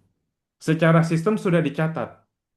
Dan kalau menurut saya, itu sudah merepresentasikan seperti halnya kita jual beli secara lisan tadi. Jadi, kalau ditanya apakah scalping itu eh, masih termasuk ke dalam syariah compliant. Lagi-lagi tergantung underlying yang Anda beli apa. Tapi kalau underlying yang Anda beli tidak masalah, menurut saya, selama memang nggak pakai margin ya, nggak pakai utang dan lain sebagainya, Anda beli secara cash, maka nggak ada masalah. Karena tadi secara penguasaan, secara sistem, Anda sudah sah melakukan jual beli. Jadi ketika Anda sudah beli dulu, baru kemudian Anda jual di hari yang sama, itu masih masih oke. Ini pandangan saya lagi-lagi ya, ini bisa beda pendapat lah. Dan saya tuh kalau masalah fikih, misalnya saya sering ditanyakan, menurut saya terkait seringkali itu masalah reksadana tuh. Reksadana gimana? Ya saya bilang boleh, menurut DSN juga boleh. Terus ditanya lagi, tapi menurut Ustadz Fulan nggak boleh. Ya kalau saya simpel saja, kalau Anda yakin dengan pendapatnya Ustadz Fulan ya udah silakan aja amalkan, gitu ya daripada kita ribut gitu. Karena lagi-lagi saya tahu ada memang intinya ada kecenderungan pandangan yang ketat, ada kecenderungan pandangan yang lebih longgar. Kalau dia memang cenderung pada pandangan yang lebih ketat ya sudah silakan amalkan saja gitu ya. Kurang lebih begitu. Jadi sorry ini kaitannya dengan syariah. Kita lanjut lagi ya Kang Fikri. Sorry. Kita masuk ke pertanyaan selanjutnya. Ini ada ini dari Kang Wahyu Priyadi ya, yang cukup aktif di grup. Apakah dividen investing menurut Kang Fikri ini cocok diterapkan di Indonesia? Insya Allah. Ya, karena nanyanya ke saya, tentu kalau saya jawabannya Karena kalau jawab ditanya ke saya dan jawabannya wallahu alam. iya, iya makanya tapi kalau nanyanya ke saya ya jawabannya cocok dan mungkin beberapa anggota grup yang lainnya juga saya yakin banyak yang merasa cocok dengan itu. Hmm, Ada yang kemarin di grup aja kemarin ada yang eh, bisa 20 tahun terakhir hidup hanya dari dividennya salah satu batu baranya BUMN tuh. Jadi hmm, kalau misalnya 20 tahun yang lalu kan 2006 ya gitu kan zaman zaman saya masih SD sampai sekarang berarti kan dia hidup dari dividen berarti kan sudah sebenarnya sudah ada orang yang mengamalkan itu selama itu kan berarti reliable kan. Logikanya kalau misalnya itu tidak reliable, dia pasti bakal mencari passive income dari tempat lain gitu. Tapi kan ternyata ada gitu. Dan saya sendiri juga masih memandang cocok gitu. Siap. Ini ada pertanyaan berikutnya dari Kang Arbi. Ini salah satu kawan saya ini. Bagaimana cara menentukan harga wajar atau fair value satu saham agar tidak terjebak membeli perusahaan bagus di harga yang sudah terlalu mahal atau over value? Oke, ini lebih sebenarnya kalau dividen investing enaknya adalah paling gampang nentuin valuasinya. Jadi Hmm. tinggal apakah yield saat ini itu sesuai dengan ekspektasi kita apa enggak. Misalnya kita saat ini punya uh, reksadana sukuk gitu kan, kemudian dia menghasilkan yield 6,5% misalnya, maka ketika ada saham dengan yield 7,5% aja sebenarnya sudah untung gitu gitu. Walaupun kita prinsipal tuh dana pokoknya gitu, walaupun dana pokoknya bisa berfluktuasi, tapi kan secara yield selama kita nggak average up, yield kita bakalan tetap segitu. Kecuali tadi ya laba perusahaan tiba-tiba jatuh atau lain sebagainya itu juga perlu kita cek. Tapi kalau kalau dividen investing enaknya adalah kita tinggal dua hal ya. Pertama, yield saat ini cocok apa enggak. Terus yang kedua, laba ke depannya tuh kira-kira ada risiko jatuh apa enggak selama kita berada di bisnis. Ya, balik lagi ya tadi saya punya saham yang payout ratio-nya di atas 80%, kemudian saya tahu bahwa dia nggak butuh capex besar gitu ya karena dia tadi hanya mengandalkan brandnya saja. Kemudian saya tahu bahwa di ini ya, saya tahu bahwa secara laba dia sulit untuk jatuh karena dia adalah barang yang dibutuhkan saat krisis sekalipun, maka saya bisa katakan kalau hari ini saya dapat yield yang di atas dari yieldnya reksadana sukuk misalnya, maka selama saya tidak average up terlalu jauh, harusnya yield itu akan nggak jauh-jauh dari situ, nggak akan tiba-tiba yieldnya jatuh kayak gitu. Tapi balik lagi, ketika perusahaan tersebut ternyata labanya jatuh, kemungkinan besar krisisnya memang ekonomi secara nasional bahkan internasional gitu ya, karena dia ada ekspor juga kan, lebih parah daripada yang bisa kita tanggung, dan itu mungkin saya bakal evaluasi lagi. Tapi selama dia tidak terlalu naik turun labanya, dan yield saat ini oke, itu udah oke. Itu untuk dividen investing nggak enaknya tuh mudah valuasinya. Tapi kalau dia selain Ini dividen sorry, ini investing valuasinya berarti maksudnya jenengan ini hitung sendiri atau mungkin ada tips tanya aja ke kalau ChatGPT di atau tanya aja ke Claude ya gitu. kalau di ini ya, kalau misalnya pakai Stockbit itu biasanya sudah ada dividen terakhirnya berapa, maka di harga sekarang yieldnya berapa. Nanti Oke. tinggal kalau mau tanya ke Gemini atau Cloud, tinggal tanya ini perusahaan kira-kira seberapa besar sih risikonya dia labanya jatuh gitu. Hmm. Kalau misalnya dia kecil, risikonya labanya jatuh, sedangkan di saat ini berdasarkan dividen terakhir yieldnya itu udah cukup besar, maka kita bisa katakan mudah untuk dia mempertahankan yield tersebut. Jadi kalau buat dividen investing, yield itu sendiri adalah valuasi karena harga naik yield turun, harga turun yield naik kan gitu. Enaknya Oke. gampangnya gitu kalau Oke. dividen. Lain Jadi halnya dari kalau value dari investing. price actionnya udah berpengaruh terhadap itu ya, Dari terhadap price action perhitungan. itu udah langsung jadi valuasi kalau dividen yield gitu ya. Tapi Hmm. kalau value investing gitu ya, yang kita kita saat ini belum dapat dividen dengan yield yang besar, tapi kita mengharapkan di masa depan itu mendapatkan dividen dengan yield yang besar. Nah, itu yang memang lebih tricky gitu ya. Makanya rasio valuasi ada banyak kan, ada namanya price to earnings ratio. Itu berarti kan harga terhadap labanya. Itu biasanya yang jadi acuan adalah di bawah 10 gitu ya. Kalau di atas 15 biasanya udah mahal. Ada namanya price to book gitu ya. Jadi harga terhadap nilai aset, nilai ekuitas ya, nilai aset dikurangin sama utangnya gitu kan. Itu biasanya kayak di bawah 1,5 itu masih aman, di atas 2 biasanya udah bahaya gitu. Ada EV to EBITDA gitu. Bedanya adalah kalau kalau laba itu bisa gampang dimanipulasi tapi EBITDA susah karena murni dari usaha. Begitupun juga market cap itu mudah dimanipulasi gitu kan, dengan cara berbagai hal. Tapi kalau misalnya enterprise value karena dia diikat sama posisi utang dia jadi lebih susah dimanipulasi. Itu ada banyak plus minusnya rasio valuasi yang digunakan. Tapi itu makanya kalau value investing lebih kompleks, biasanya kita perlu lebih dalam sesinya. Tapi kalau dividend investing enak adalah gampang. Dari yield aja udah kelihatan. Kayak gitu. Baik. Ini ada pertanyaan dari, oh ini founder yang lupa kita mention ya. Ini mohon maaf nih Ustadz Tuh. Ikhwan Muslim. Beliau menanyakan apakah sebaiknya memiliki template tracker Excel untuk setiap emiten atau ticker yang kita miliki untuk kita kontrol, ataukah cukup dengan fitur platform seperti Stockbit? Ini agak teknis ya, tapi kalau dari jenengan manage Porto kira-kira seperti apa? Kalau porto kita adanya di Stockbit doang, jawabannya lah tidak perlu gitu. Tapi masalahnya, misalnya ketika kita punya saham juga dan punya reksadana juga gitu ya, biasanya saya pakainya Bibit. Kenapa? Karena di Bibit ada reksadananya, sedangkan bisa dikonek sama Stockbit. Jadi di dalam satu aplikasi, which is si Bibit itu, kelihatan reksadana kita berapa, kelihatan saham kita berapa. Beda sama di Stockbit yang kelihatannya saham doang. Itu kalau kita cuma punya eh, saham dan reksadana, pakai Bibit doang masih cukup. Tapi kalau misalnya kita punya selain saham dan selain reksadana, misalnya kita punya emas juga, atau kita punya saham tapi di luar negeri, itu ya itu sudah tidak bisa dicakup oleh si Bibit, dan memang sebaiknya kita bikin either kita pakai aplikasi sendiri gitu ya. Kalau kalau saham kayak Simply Wall Street itu aplikasinya ada, tapi dia hanya bisa saham doang, dia nggak bisa reksadana.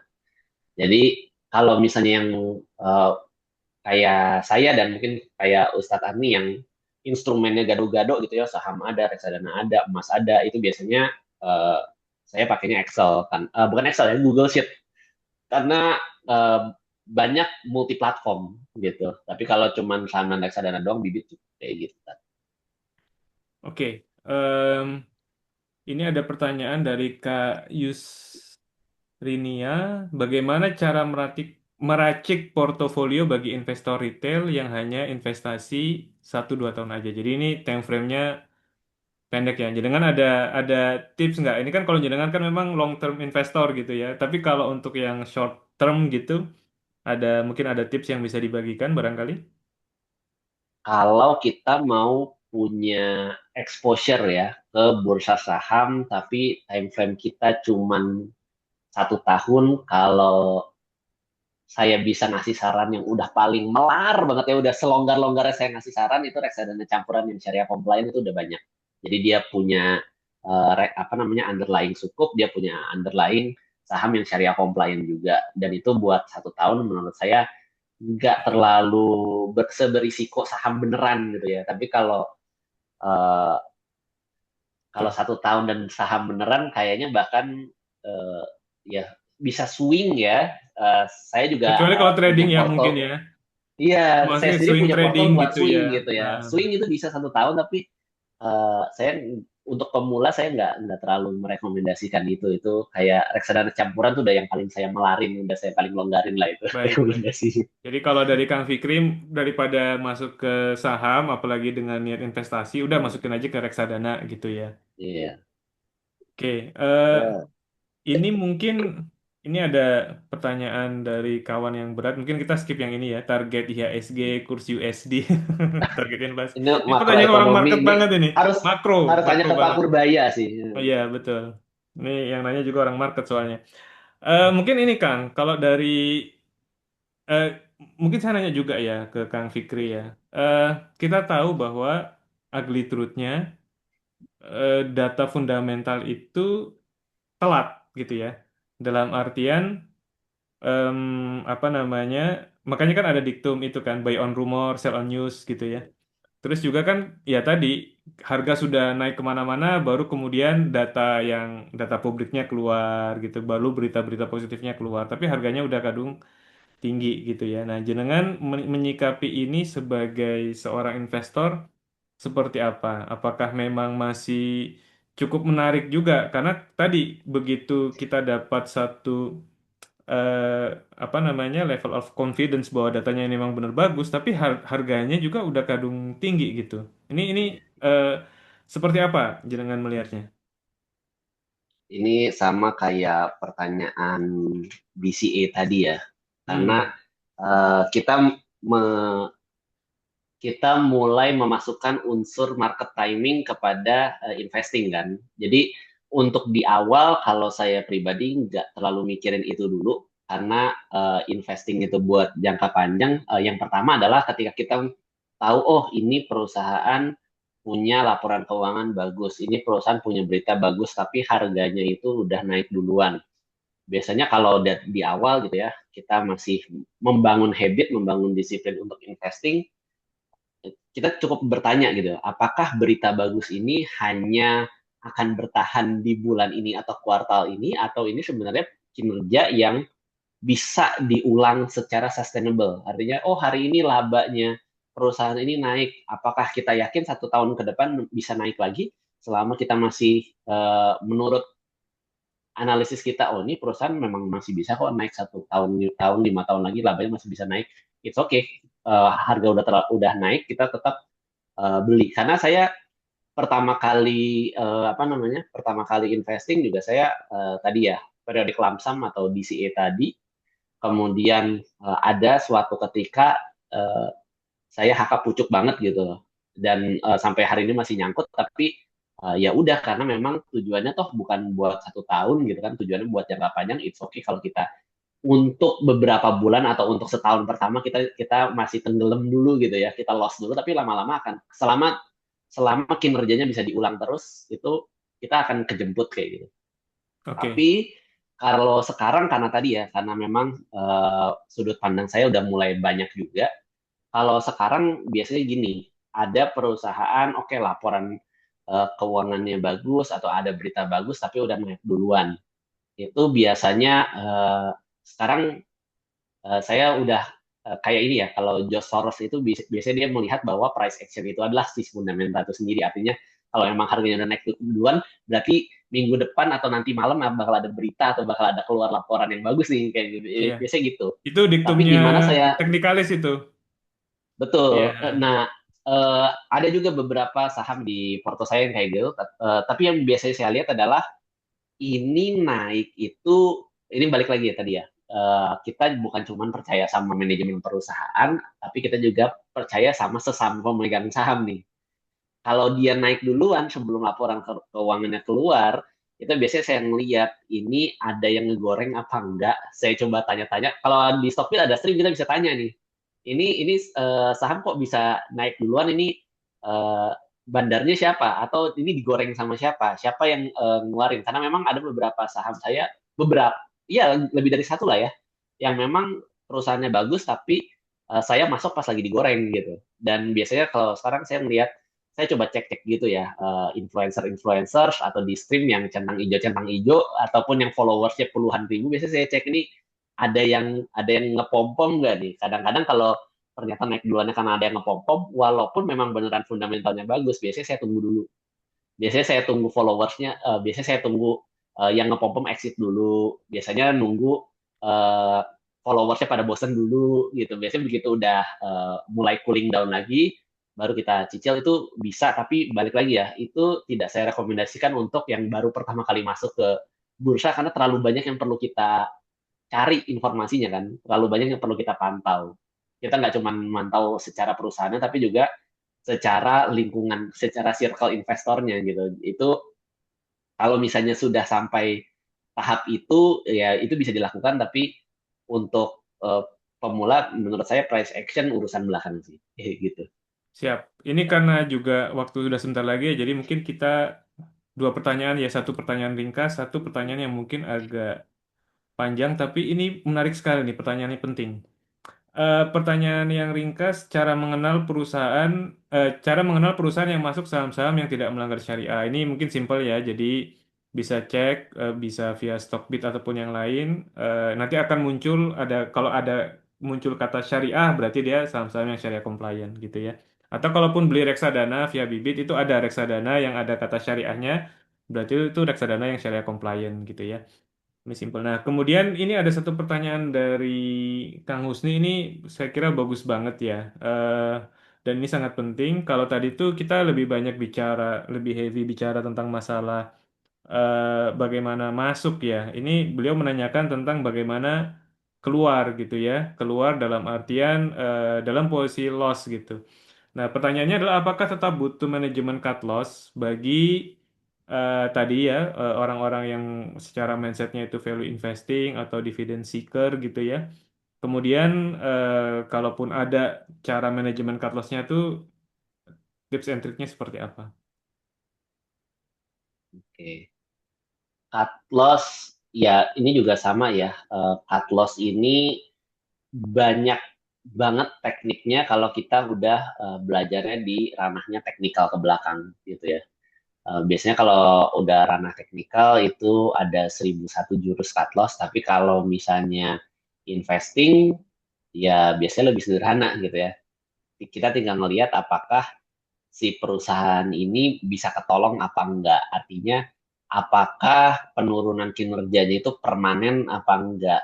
Kalau misalnya cuma karena eh, satu berita negatif, ya inilah apa namanya, eh, saya terpukul sangat dalam di akhir tahun lalu sampai awal tahun ini karena saham yang saya pegang itu tambangnya diisukan mau diambil oleh pemerintah.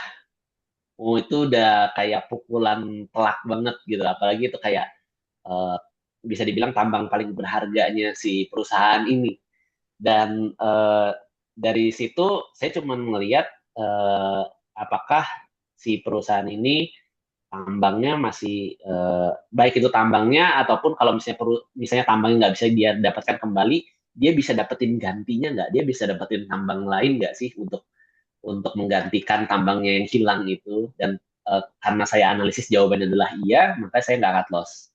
Tapi kalau misalnya saat itu saya analisis, oh, ini udah nggak, ini perusahaan udah nggak ada harapan nih, ini tambangnya udah hilang, udah tambang satu-satunya, dia udah nggak punya duit buat nyari tambang lain, udah itu saya akan cut loss. Tapi karena saat itu saya bilang masih ada harapan, oke gitu. Jadi biasanya saya nggak cut loss. Kemudian juga yang hal lain yang bisa kita lihat juga adalah neraca perusahaannya gitu ya, kalau secara fundamental ya. Kadang-kadang perusahaan yang di stock itu ada tulisannya perusahaan ini ekuitas negatif, perusahaan ini sedang proses PKPU gitu ya. Terus habis itu kita lihat rasio utangnya 2 kali lipat, 10 kali lipat, itu udah nggak perlu mikir 2 kali buat cut loss, nggak perlu mikirin kita lagi di minus berapa, ya memang itu udah sulit diselamatkan gitu. Tapi ini ya tadi ya, salah satu perusahaan yang saya pegang itu downtrend semenjak COVID itu, pas COVID naik tajam, begitu habis COVID downtrend sampai hari ini, dan itu masih tetap saya pegang karena ya udah dia nggak punya utang, dia masih mencetak laba, dividen yieldnya makin tinggi, ya selesai gitu. Tapi kalau secara teknikal cut loss itu ada banyak lah tekniknya. Nanti kita mungkin next session juga bisa inilah undang yang ahli teknikal atau Oke, ahli-ahli yang lain untuk ini. siap. Tapi kalau dari Kang Fikri berarti saya simpulkan dari jawaban tadi adalah alasan untuk kita keluar itu semestinya terkorelasi dengan alasan kita masuk begitu ya. Jadi Betul, kalau misalnya kita betul. masuk karena satu alasan dan alasan tersebut belum terbatalkan, berarti kita Iya, masih tetap hold gitu kan kurang lebih begitu ya. iya, iya, Dan mungkin kalau keluar ya tadi banyak cara ya, apakah nanti iya, nunggu momentum rebound atau apa itu mungkin urusan lain. Tapi kalau Kang Fikir kayaknya lebih ke arah yang penting segera iya, keluar gitu ya. iya. Ada Kalau ada memang lagi Tat. alasannya sudah tertrigger ya. Iya. Jadi apa alasan kita masuk ini, saya baru ingat juga, alasan kita masuk sama keluar tuh harus sama persis, dalam artian kalau kita masuk karena fundamental, kita harus keluar karena fundamental. Kalau kita masuk karena teknikal, kita harus keluar secara teknikal. Jadi jangan sampai kebalik, kita masuk karena fundamental, keluar karena teknikal, ataupun sebaliknya, kita masuk karena teknikal, keluar karena fundamental. Itu eh, ya apa namanya, kalau misalnya ya banyak ya saudara-saudara kita yang mungkin ketika masuk saham nawaitunya itu trading, tapi akhirnya setelah setahun kemudian nggak keluar-keluar, akhirnya dia bilang Iya, hanya Anda investing aja niatnya Nama nggak itunya gimana. trading terus berubah niat jadi investing gitu. Itu Iya, madzhab kan bid'ah ya kalau campur-campur begitu tuh bid'ah itu iya, dalam karena itu berinvestasi. juga kan inamal amalu biniat ya Tat kan. Kalau misalnya kalau misalnya amalnya udah nggak sesuai dengan niatnya itu udah Iya. sulit untuk Nah, diperbaiki gitu. betul. Jadi ini bid'ah yang harus dihindari nih ya, bid'ah dolalah dalam Iya, investasi ya. Jadi harus konsisten gitu ya. Nah, saya kira demikian ya teman-teman. Mungkin dari Kang Fikri ada closing statement, eh, sepatah dua patah kata, dan nanti kalau setelah ini mungkin boleh. kita coba minta ya selanjutnya dari para founder grup, mungkin Dr. Juharma atau Kang Rahmat atau Ustadz Ikhwan Muslim barangkali ada yang mau disampaikan silakan. Tapi mungkin kita Iya. selesaikan dulu ini. Silakan Kang Fikri mungkin Iya. ada closing statement. Oke, closing statement dari Ane. Jadi gini, buat saya ini saya mengutip kata-kata dari Jack Bogle. Jack Bogle tuh inilah pendirinya Vanguard. Vanguard itu salah satu manajer investasi top gitu ya di Amerika. Kata dia itu bursa saham itu adalah distraksi dari bisnis investasi.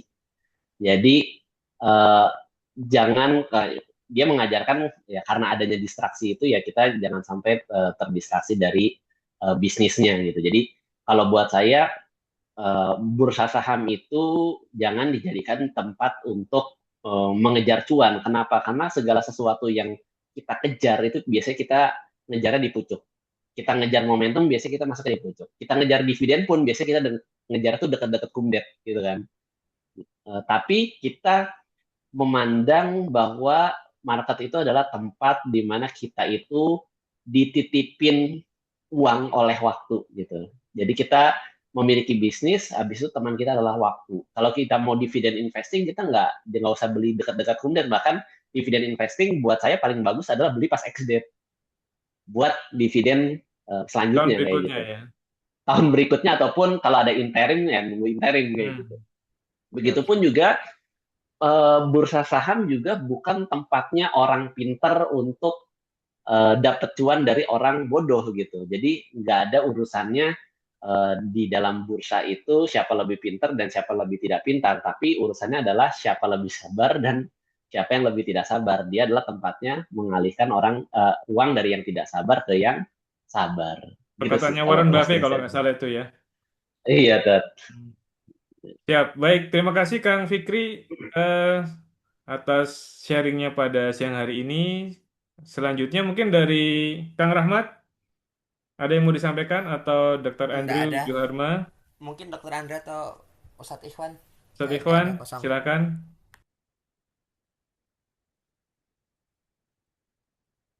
Aman? Saat ini belum, Ustaz. Siap.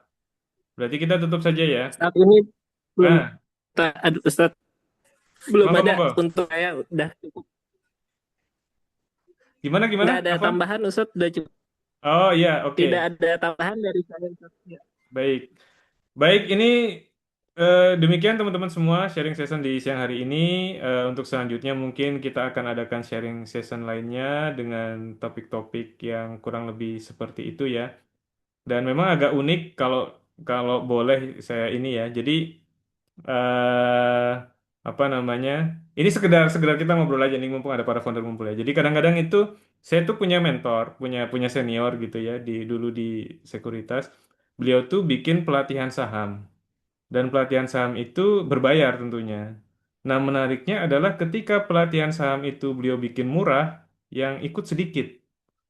Begitu beliau bikin sangat mahal, yang ikut justru tambah banyak gitu. Jadi memang bisa jadi ini satu anomali gitu ya. Nah, makanya mungkin nanti ke depan kita juga pertimbangkan apakah eh, akan ada apa sharing session yang lebih serius atau kalau ini kan sebenarnya lebih ke arah ngobrol-ngobrol ya, sekaligus grand launching sebenarnya momentumnya nih ya, grand launching dari grup kita. Baik, saya kira demikian teman-teman semua. Terima kasih atas kehadirannya dan juga partisipasinya. Kita tutup dengan doa kafatul majelis ya. Subhanaka Allahumma wa bihamdika asyhadu an la ilaha illa anta astaghfiruka wa atubu ilaik. Jadi berasa pengajian gitu ya. Lebih kurangnya kita mohon maaf. Assalamualaikum warahmatullahi wabarakatuh. Selamat siang semuanya.